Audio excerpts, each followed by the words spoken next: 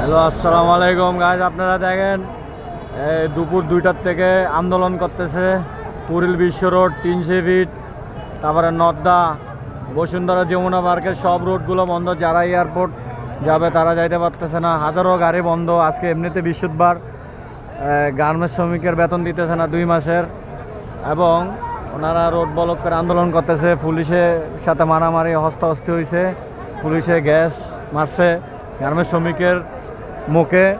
তো দেখেন ওরা আন্দোলন করতেছে, 2 মাসের বেতন শ্রমিকেরা দিচ্ছে না।